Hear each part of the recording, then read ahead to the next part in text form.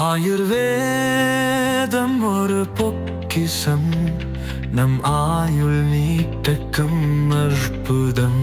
Doctor Srivarma's. சரக்கு எடுத்துகிட்டு போகிறதுலேருந்து அந்த டெண்டர் விடுறதுலேருந்து அதில் ஒரு ஊழல். பிறகு பார் யார் யாருக்கெல்லாம் அலாட் பண்ணுறது, பார் அலாட் பண்ணுறதுக்கு அதில் தனியாக காசு வாங்குறது ஊழல்.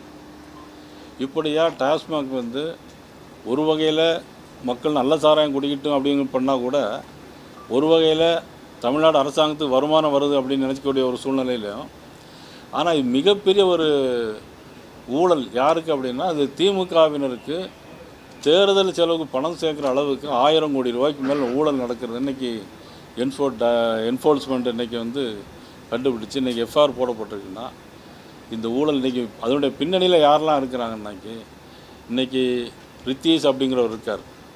ரித்தீஷ் யாருன்னாக்கி அவர் துணை முதலமைச்சருக்கு மிக வேண்டிய ஆள்.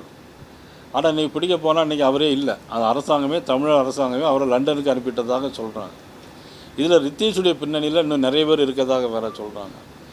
டாஸ்மாக் எம்டிஏ இன்றைக்கி இதெல்லாம் பண்ணி விசாரித்து வீடெல்லாம் பல இடங்களில் சோதனை பண்ணி இன்றைக்கி மிகப்பெரிய ஊழலாக இன்றைக்கி தமிழ்நாடு அரசாங்கத்தினுடைய எப்படி டெல்லியில் இருக்கக்கூடிய அரவிந்த் கெஜ்ரிவால் மாதிரி மிகப்பெரிய ஊழலில் இன்றைக்கி தமிழ்நாடு அரசாங்கம் இன்றைக்கி மாட்டியிருக்கு.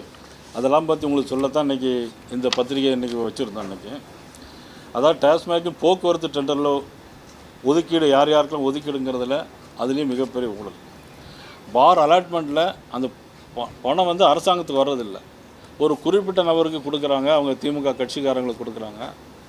அவங்களுக்கு அதில் ஜிஎஸ்டி ஒன்று நம்பர் கிடையாது, டின் நம்பர் கிடையாது. பணம் ஏற்கனவே அமைச்சருக்கு நேரடியாக வருது மாதிரி பண்ணுறாங்க. அதில் ஊழல். அதுக்கு பிறகு பார்த்திங்கன்னாக்கி ஒரு பாட்டிலில் 50 ரூபாய்க்கும் வர அதிகமாக விற்கிறாங்க. அதே ராத்திரி அப்படின்னாக்கி ஒரு பாட்டிலுக்கு 100 ரூபா 200 வர, ஏன்னா கடையெல்லாம் மூடிட்டு போயிடுவாங்கல்ல. அதனால் ராத்திரி நேரங்களில் பார்த்திங்கன்னா 100 ரூபா 200 ரூபா வர இன்றைக்கி டாஸ்மாகில் கூடுதலாக வச்சு அந்த பணம் தனியாக வருது. ஆக இன்றைக்கி டாஸ்மாக்ங்கிறது திமுகவினருக்கு, திமுக தேர்தலுக்கு பயன்படுத்தக்கூடிய மிகப்பெரிய ஒரு கொள்ளையாக இன்றைக்கி நடந்திருக்கு. அதை பற்றி சொல்லத்தான் இன்றைக்கி உங்களெல்லாம் கூப்பிட்ருக்கேன். அதனால் எந்த அளவுக்கு நீங்கள் வந்து ஊடகங்கள், மீடியா வந்து நீங்கள் வந்து இதை வந்து எந்த அளவுக்கு நீங்கள் சொல்கிறீங்க அப்படிங்கிறதான் எங்களுக்கு தெரியல. மக்களுக்கு கொண்டு செல்ல வேணும். இதை உங்கள்கிட்ட சொல்கிறது எங்களுடைய கடமை. அதனால தான் இன்றைக்கி உங்களெல்லாம் அழைச்சி இங்கே பேசக்கூடிய ஒரு வாய்ப்பு இன்றைக்கி வந்திருக்கிறது. உடனடியாக மத்திய அரசாங்கம் இதில் தலையிட்டு நடவடிக்கை எடுக்க வேண்டும் என்பது தான் எங்களுடைய தமிழக பாரதிய ஜனதா கட்சியினுடைய எங்களுடைய கோரிக்கையாக இருக்கிறது. உங்களுடைய கேள்வி என்ன?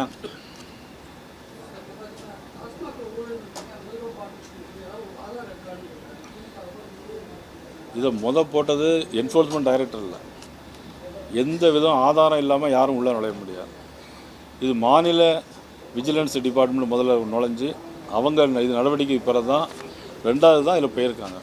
அதனால் ஆதாரம் இனிமேல் வந்து காட்டுவாங்க.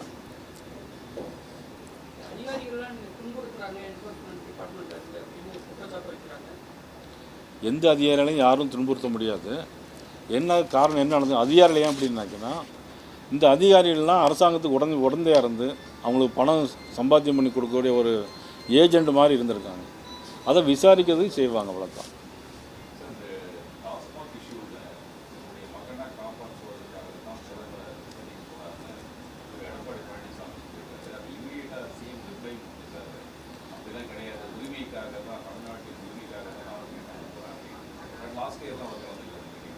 நிதி ஆயோக் பிரதமரை சந்திக்கணும்னு திட்டம் வச்சுருந்துருக்கிறாருல, அது உண்மை தானே. எதை சொல்ல போகிறாரு அப்படிங்கிறது முதலமைச்சர், எதை சொல்ல போகிறாங்க அப்படிங்கிறது வேறு விஷயம். ஆனால் சந்திக்க இருந்தது உண்மை தானே. அது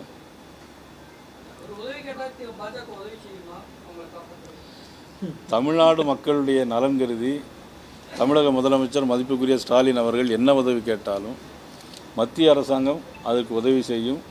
அந்த உதவி செய்வதற்கு தமிழக பாரதிய ஜனதா கட்சி அவருக்கு உறுதுணையாக இருக்கும். மற்ற விஷயங்களுக்கு நாங்கள் உறுதுணையாக இருக்க முடியாது.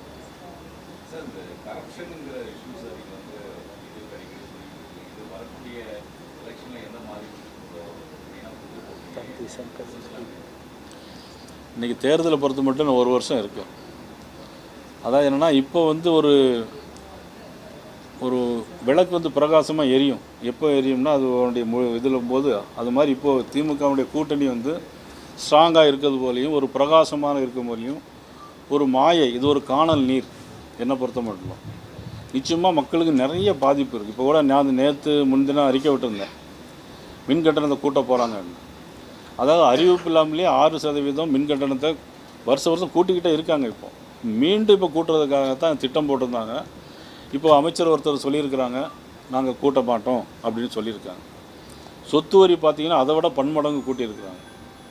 சொத்து வரியும் அறிவிப்பு இல்லாமலே 6% ஆண்டு ஒன்றுக்கு கூட்டிகிட்டு இருக்கிறாங்க. எல்லா மாநகராட்சி நகராட்சி பகுதிகளிலும் எல்லா இதுவும் கூட்டிகிட்டு இருக்கிறாங்க. இதெல்லாம் மக்களுக்கு பெரிய பாதிப்பில் இருக்குது. நீங்கள் கிராமத்தில் பார்த்தீங்கன்னா டெய்லி மாணவர்களுக்குள்ள தகராறு அல்லது கிராமத்தில் மோதல்கள் இதெல்லாம் எதனால் வருதுன்னா போதை பழக்கம் அதிகமாக இருக்கிறதுனால தான் இந்த மாதிரி ஒரு சம்பவங்கள்லாம் வருது. இதெல்லாம் இந்த அரசாங்கம் தடுத்து நிறுத்தலைங்கிற வருத்தம் நிறைய இருக்குது.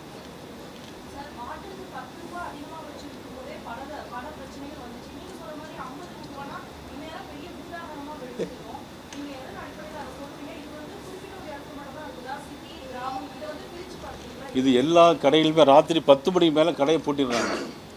கடையை பூட்டி வச்சுக்கிட்டு அவங்க சில மது பிரியர்கள், அப்படி தானே சொல்லணும், மது பிரியர்கள் அவங்க வந்து போய் கேட்கும்போது என்ன பண்ணுறாங்கன்னா அதுக்கு டிமாண்ட் பண்ணி அதிகமாக வாங்குறாங்க. நான் சொல்கிறது கம்மியாக சொல்கிறேன், அதிகமாக வாங்குறத தான் எனக்கெல்லாம் செய்திகள் வந்துருக்கு.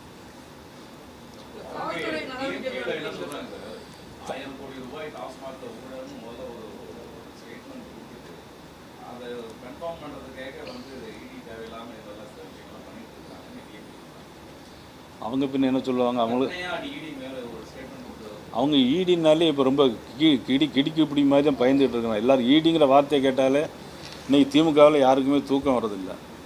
ஈடிங்கிறது ஒரு தனி அமைப்பு, அது தேவையில்லாமல் உங்கள் வீட்டுக்கெலாம் ஈடி வர முடியாது. இப்போ உங்கள் வீட்டுக்கு வந்து ஈடி நாளைக்கு வர முடியுமா? வர்றதுக்கு வாய்ப்பே கிடையாது. எங்கே போக முடியும்? சந்தர்ப்பம் எங்கே இருக்கோ, எங்கே தவறு இருக்கோ அங்கே தான் போக முடியும். அதுக்கு முன்னாடி விஜிலன்ஸ், மாநில ஸ்டேட் கவர்மெண்ட் விஜிலன்ஸ் அங்கே போயிருக்குதா இல்லையா? அது உண்மை தானே, அதை மறைக்க முடியாது இல்லையா அவங்களுக்கு. அதனை தொடர்ந்து தானே இவங்க போனாங்க.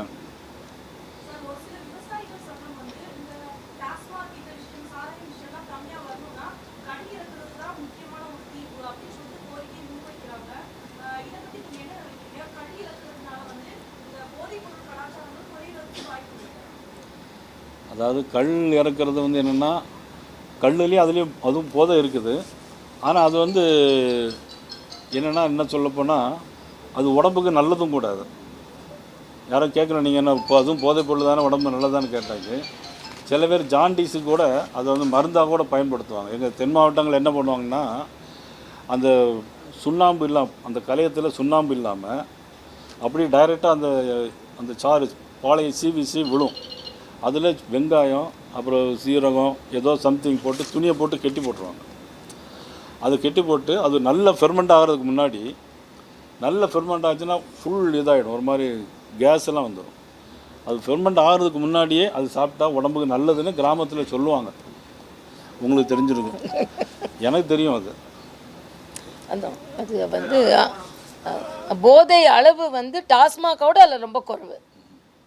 உடல் நலத்துக்கு பண்ணும்போது டாஸ்மாகோட கூட அது மட்டும் இல்லை, போதை அளவுக்கு போட வேண்டாம். இப்போ தெலுங்கானாலாம் நீரான்னு விற்கிறாங்க. அது அந்த போதையோட பகுதி ரொம்ப குறைச்சி அது மாதிரி பயன்படுத்தலாம். அது ஜாண்டிஸ் கூட அதை சாப்பிடுவாங்க. ஜாண்டிஸ் ஈவன் பிரெக்னன்சியில் கூட சில பேருக்கு அதாவது நல்ல ஃபெர்மெண்ட் ஆகிறதுக்கு முன்னாடி சாப்பிடணும். யாரோ அவசரப்பட்டு நல்ல ஃபெர்மெண்ட் ஆன பிறகு சாப்பிடணும். போதையோட தன்மை இல்லாமல்.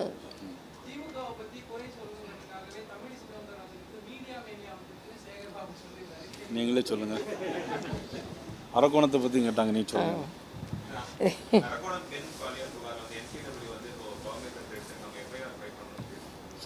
நீ சொல்லுங்க. முதல்ல நான் பெண்கள் விஷயத்தை சொல்லிடுறேன், என் விஷயத்தை அப்புறம் வரேன். இதில் ரொம்ப மனதிற்கு வேதனையாக இருக்கிற ஒன்று என்னன்னா, 9ஆம் தேதி அந்த பெண் வந்து காவல் நிலையத்தை அணுகியிருக்காங்க. முதல் ராணிப்பேட்டை காவல் நிலையம், அப்புறம் அரக்கோணம் காவல் நிலையம், அப்புறம் டிஜிபி காவல் நிலையம். இந்த அளவிற்கு ஓடினாள் ஓடிக்கொண்டே இருக்கிறாள்னு இவங்கெல்லாம் அன்றைக்கி வசனம் பேசின மாதிரி இன்றைக்கி தமிழகத்தில் பெண்கள் ஒரு நியாயத்திற்காக ஓட வேண்டியிருக்கு. எந்த இடத்துலையும் எஃப்ஐஆர் பதிவு செய்யலை. யார் மீது குற்றம் சாட்டப்பட்டார்களோ அவரை இன்னைக்கு வந்து அவங்க பொசிஷன்லேருந்து எடுத்திருக்காங்களே தவிர மற்ற வேறு எந்த பெரிய நடவடிக்கையும் எடுக்கலை. எல்லாவற்றைக்கும் மனவேதனையான ஒன்று அடையாளம். ஒரு பெண் இன்னைக்கு எனக்கு எல்லாத்தோட எங்கள் எல்லாருக்கும் மனவேதனை என்னன்னா, ஒரு பெண் இன்னைக்கு சொல்லியிருக்காங்க, நான் எந்த வலிமையோடு போராட ஆரம்பித்தேனோ அந்த வலிமையை வலிவிழந்து நான் பார்க்குறேன். ஏன்னா என்னோட அடையாளங்களை பத்திரிகை சகோதரர்கள் எல்லாம் மனிதாபிமானம் கருதி அந்த அடையாளத்தை மறைத்து என்னை வெளியிட்டார்கள். ஆனால் திமுக ஐடி விங் என்னை முழுவதுமாக வெளியிட்டு நான் வந்து காவல்துறைக்கு என்னென்ன தகவல்கள் சொன்னேனோ அது எல்லாம் அவங்களுக்கு தகவல் கசிந்து இதை வெளிப்படுத்தி கொண்டு இருக்கிறார்கள். நான் வந்து ஓடிக்கொண்டிருக்கிறேன், எங்கள் வீட்டில் அப்பாவுக்கு உடம்பு சரியில்லை. ஆக ஒரு பெண் இந்த அளவிற்கு நியாயத்திற்கு பரிதவிக்க முடியுமான்னு தெரியல. இன்னொன்று 20 பெண்கள் கிட்ட இதை மாதிரி பாதிக்கப்பட்டிருக்கிறார்கள் என்ற செய்தியும் அந்த பெண் சொல்லி இருக்கிறார்கள். அந்த பெண் கரெக்டாக சொல்கிறாங்க. என்னென்னா, யார் அந்த பெண்ணுன்னு என்கிட்ட கேட்குறாங்க. இவங்க தானே கண்டுபிடிக்கணும். நான் ரொம்ப சீரழிக்கப்பட்டேன், நான் நம்பினேன்.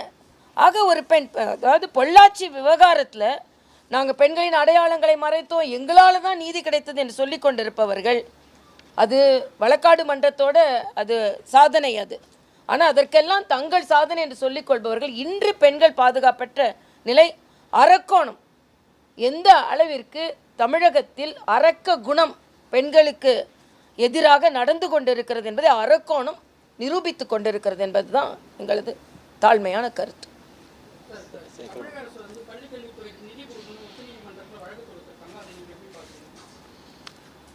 கொடுக்க வேண்டிய நிதியை ஒழுங்காக கொடுத்துக்கிட்டு தான் இருக்கிறாங்க. இவங்க வந்து எதிர்பார்த்து சில நிதிகளை கேட்குறாங்க. இவங்க ஏற்கனவே உச்சநீதிமன்றத்துக்கு போய் ஏதோ ஒரு உத்தரவை வாங்கிட்டு வந்தனால தொடர்ந்து உச்சநீதிமன்றத்துக்கு போனாங்க. உச்சநீதிமன்றம் என்ன சொல்லட்டும், ஆனால் மத்திய அரசு தானே நிதி கொடுக்கணும். அது ஒழுங்காக நம்ம போய் அவங்க முதலமைச்சர் வந்து பொதுவாக என்ன பொறுத்தவரை என்னென்னா, ஒரு மாநில அரசாங்கம் மத்திய அரசோடு ஒரு சுமூகமான உறவை வச்சுக்கிட்டு தேவையான நிதிகளை வாங்கி மக்களுக்கு கொடுக்கறது தான் மக்களுக்கு செய்யக்கூடிய நல்ல காரியமாக இருக்கும். எதை எடுத்தாலும் எதிர்ப்பு. பிரதமர் வரவேற்க கூட மாட்டாங்க. ஆமாம், பிரதமர் வந்தால் அல்லது மத்திய அமைச்சர்கள் வந்தால் யாரும் வரவேற்க கூட போகிறதில்ல. நீட்டு எதிர்ப்பு. நீட்டு வராதுன்னு தெரியும். நீட்டு எந்த காலத்துலையும் வர வேண்டிய வாய்ப்பில்லை. சுப்ரீம் கோர்ட்டில் ஆர்டர் படி தான் அதே கொண்டு வந்தாங்க. அந்த நீட்டு கொண்டு வரும்போது இவங்க மத்திய அமைச்சர்கள் அங்கே இருக்குது. அது கூட யார் இருக்காங்க? காங்கிரஸ் அரசாங்கம் இருக்குது. இப்போவும் அவங்க இங்கேயும் கூட்டணி தான் இருக்காங்க, அன்றைக்கி அங்கேயும் கூட்டணி தான் இருந்தாங்க.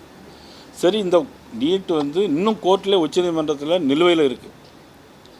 அந்த நிலுவையில் இருக்க கேஸை நீங்கள் திமுக காரங்க யாராவது இந்த ஊடகத்தில் அவங்க பதில் சொல்லட்டும். ஏன் அவங்க வந்து அந்த வழக்கில் தன்னை சேர்த்துக்கிடலை? ஏன் அந்த வழக்கில் சேர்த்துக்கிடல? அல்லது திமுக காரங்களுக்கு இது வழக்கு நிலுவையில் இருக்குது, உச்சநீதிமன்றத்தில் இருக்கிறது இல்லையாங்கிறது தெரியுமா? அதுவும் தெரியாதா? வழக்கில் சேர்த்துக்கிட்டால் என்ன ஆகும் அப்படின்னா, ஒரு 6 மாதம் தீர்ப்பு வந்துடும். நீட்டு கொடுத்தது செல்லும் அப்படின்னு தீர்ப்பு வரும். அதுபோல் இவங்க வச்சு வேறு எந்த தேர்தல் அறிக்கைக்கு எதுவும் தயார் பண்ண முடியாது. வராதுன்னு தெரிஞ்சிருந்தும் தேர்தல் அறிக்கையில் நீட்டை கொண்டு வருவோம். எப்படி கொண்டு வர முடியும்? எல்லோரும் வருஷம் எழுதிட்டு இருக்காங்க. மாணவர்கள்லாம் படித்து பாஸ் பண்ணி போயிட்டே இருக்கிறாங்க. எதை எடுத்தாலும் என்ஆர்சி எதிர்ப்பு. இப்போ என்ஆர்சினாக்கி இன்றைக்கி எல்லோரும் ஊடுருவல் பண்ணி வராங்க. மேற்கு வங்காளத்து மூலமாக இன்றைக்கி இந்தியாவுக்குள்ள அதை தடுக்க தான் இன்றைக்கி பார்த்தாங்க. ஆனால் நீங்கள் எப்படி எவ்வளோலாம் இன்றைக்கி ஊடுருவி கொண்டு இருக்கிறாங்க. 370 ஆர்டிகிள் எதிர்ப்பு. எதை தான் இவங்க ஆதரிக்க போகிறாங்க? தமிழக மக்களுக்கு என்ன நன்மையை செய்ய முடியும்? மத்திய அரசு கொடுக்குற நிதி தான் எல்லாமே அவருக்கு வருது. ஜிஎஸ்டியில் பார்த்தீங்கன்னாக்கி ₹1 கொடுத்தா 29 பைசா அப்படிங்கிறாங்க. இன்றைக்கி ₹1 54 பைசா அவங்க வாங்குகிறாங்க. தமிழ்நாட்டில் அதிகமாக வரி கொடுக்கணும்னு சொல்கிறாங்க. உண்மைதான். எப்படின்னாக்கி தமிழ்நாட்டில் மேனுஃபேக்சரிங் ஸ்டேட்ஸ், தமிழ்நாடு மகாராஷ்டிராவில் மேனுஃபேக்சரிங் ஸ்டேட்ஸ் உற்பத்தி செய்கிறாங்க. எல்லாம் உற்பத்தி செய்யும்போது அதிக வரி கட்டுவாங்க. ஆனால் உத்தரப்பிரதேச மாநிலத்தில் போகும்போது பார்த்திங்கன்னா அங்கே அதிக மக்கள் தொகை இருக்கிறாங்க. அங்கே வந்து கன்சம்ஷன் பண்ணுறாங்க. அவங்க கன்சம்ஷன் பண்ணுறவங்களுக்கு அவங்களுக்கு அதனுடைய வரி அதுக்கு போயிட்டுருக்கும். அதனால் பார்த்திங்கன்னா தமிழ்நாட்டில் அதிகமாக வரி கொடுத்தாலும் இதே வரி அவங்க மேனுஃபேக்சர் ஸ்டேட்டு யூபியில் இல்லாமல் இருந்தால் கூட அங்கே வந்து பார்த்திங்கன்னா அவங்களுக்கும் அந்த வரி அதிகமாக தான் போகும். இது வந்து தமிழ்நாட்டுக்கு ஒரு நீதி அல்லது உத்தரப்பிரதேசத்துக்கு ஒரு நீதி, குஜராத்துக்கு ஒரு நீதி அப்படிங்கிறது கிடையாது.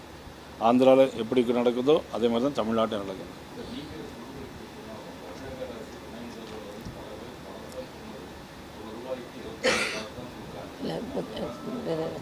அமைச்சர் நிர்மலா கிளியராக பதில் சொல்லிட்டாங்க. இதுக்கு மத்திய நிதியமைச்சர் ஏற்கனவே தெளிவாக பல முறையில் பேட்டி கொடுத்துருக்காங்க, சொல்லியிருக்காங்க. அவங்க வந்து ஒரு பொய்யை திரும்ப திரும்ப சொன்னால் உண்மையாயிரும்ல. கோயபல்ஸ் தத்துவம் தெரியுமில்ல உங்களுக்கு.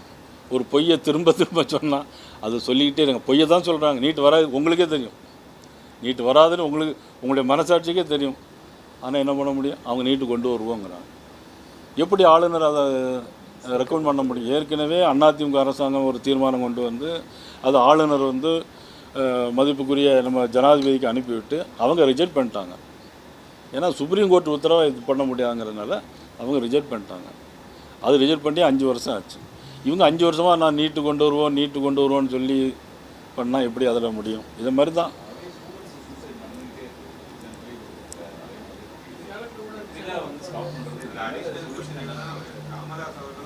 சார் இன்றைக்கி இல்லை எனக்கு வேண்டிய ஒரு ஃபேமிலி, அவங்க ஃப்ராமின் ஃபேமிலி 92% மார்க் எடுத்திருக்காங்க. கட் ஆஃப் அதிகமாக வச்சுருக்காங்க. அதுக்கு என்னென்னா மெடிக்கல் கிடைக்காதான்னு மனம் நொந்துக்கிட்டே இருக்குது. சில பேருடைய எண்ணங்கள் அதுவாக தான் இருக்குது. அதான் நீட்டு வந்ததுனால அப்படிங்கிறது வந்து நம்ம சொல்கிறது வந்து எந்த விதத்தில் நியாயம்னு என்னால் சொல்ல முடியல.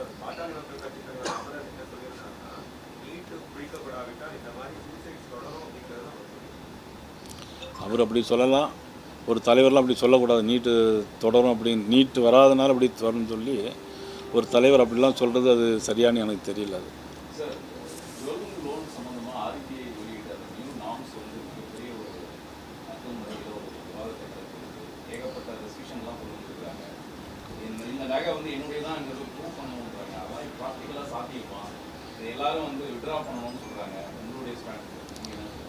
அதாவது அதில் வந்து சில சிரமங்கள் இருக்குது. இப்போ வந்து என்ன, இப்போ ஒரு நகையை கொண்டு வந்து நானே நயினார் நாகேந்திரன் என்னுடைய நகை தான் அப்படின்னு சொல்லி கொண்டு வைக்கும்போது அதில் ஆட்கள் தராதரங்கள் இருக்குது. சிலர் புதுசாக கொண்டு வைக்கும்போது, பேங்கில் கொண்டு வைக்கும்போது எல்லாரும் களவாண்டு நகையை கொண்டு வச்சுறது இல்லை. அது இருந்தால் கூட ஐடென்டிஃபிகேஷன் பண்ணணும் அப்படிங்கிறதுல ஒரு கருத்து இல்லை.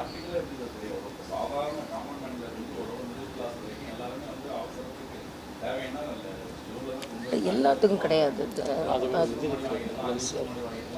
சாமானிய மக்கள் விற்கிறதுல கிடையாது. அது இல்லை அது எப்படின்னா சில சட்டத்திட்டங்கள் சில இதுகளுக்கு தேவை. அதில் ஒன்றும் மாற்றி இல்லை.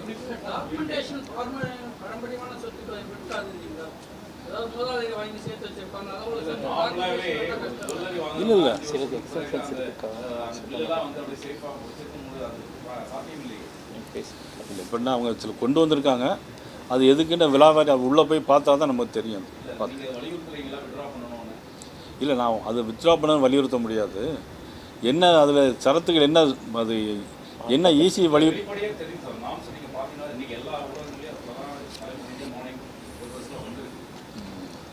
அது என்னென்னு உள்ளே போய் பார்த்துட்டு பண்ணலாம். ஒரே ஒரு இது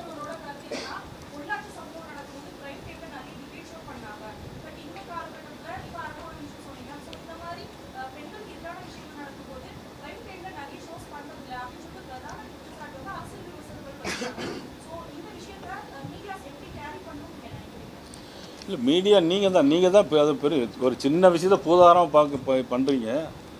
அதில் வந்து இந்த மாதிரி விஷயங்களை நீங்கள் தான் நிறைய மக்கள்கிட்ட கொண்டு செல்லணும். அது உங்களுடைய பொறுப்பு. அதாவது இந்தியாவில் 3வது அதிகாரம் உங்களுக்கு தான் இருக்குது.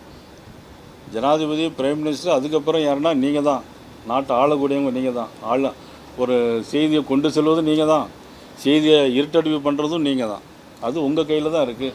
நீங்கள் வந்து மக்களுக்கு எல்லாம் எடுத்து எது நல்லதோ எது கெட்டதோ, நாங்கள் கெட்டது சொன்னாலும் நீங்கள் மக்கள்கிட்ட சொல்லுங்கள். நாங்கள் நல்லது, எங்களுடைய அரசாங்கம் நல்லது, பிரைம் மினிஸ்டர் மோடி நல்லது சொன்னாலும் சொல்லுங்கள். அதுமாதிரி இந்த ஆட்சியில் என்னென்ன குறைகள் இருக்கோ இன்னும் கொஞ்சம் பெருசுப்படுத்தி சொன்னாங்கன்னா மக்களுக்கு தெரியும். அந்த பொறுப்பும் கடமையும் உங்களுக்கு தானே இருக்குது. ஒரு நிமிஷம் கடைசி கேள்வி எடுத்துக்கலாம்ண்ணா. சேர்க்குறேண்ணா. அதாவது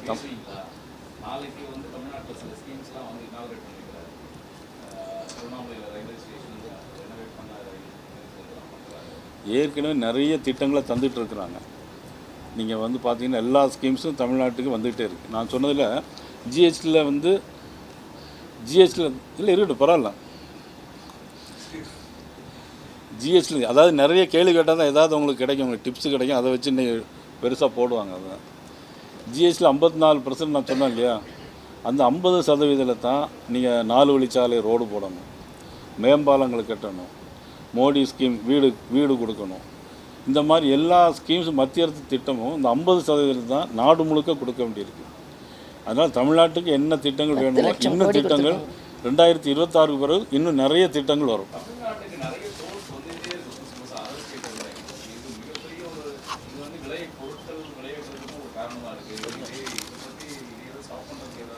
இதனால் ஒன்றும் விலை கூடாது.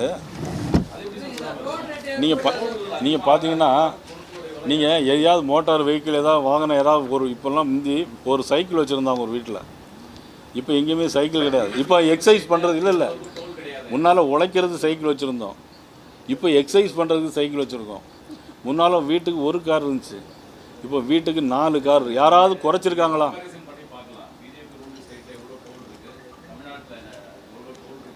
நீங்கள் வித்தியாசம் இருந்தால் சொல்லுங்கள், குறைக்க சொல்லுவோம்.